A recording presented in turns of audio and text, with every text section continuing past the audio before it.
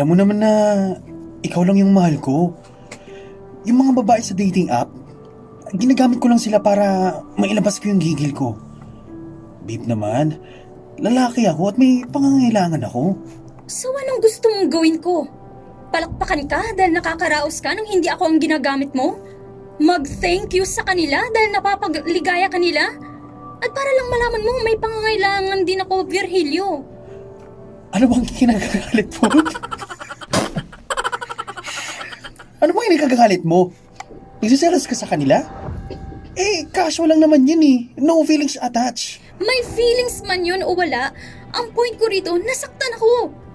Paano mo nagagawang tumingin sa ibang babae na nakabalandra ang mga katawan sa screen mo? Ni minsan ba?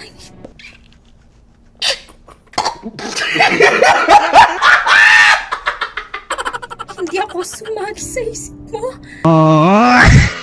Habang naglalandian kayo? Babe, naiintindihan mo ba yung word na casual? Walang emosyon yun. Ginawa namin yun dahil may pangangailangan kami. Tsaka, hindi ko naman kasalanan kung LDR tayo ah.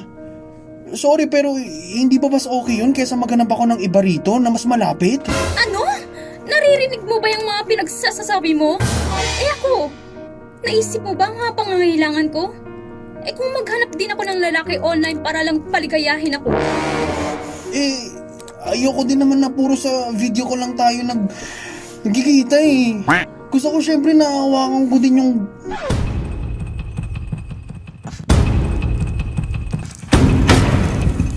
Gusto ko syempre na hawakan ko din yung kamay mo.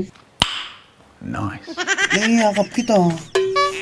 Alam mo, Virgilio, parang enchanted cave ako. Kailangan mong dayuin para makita mo ang ganda. Enchanted cave! Iba! Paniki na dyan, Mia. May mga lumot-lumot na.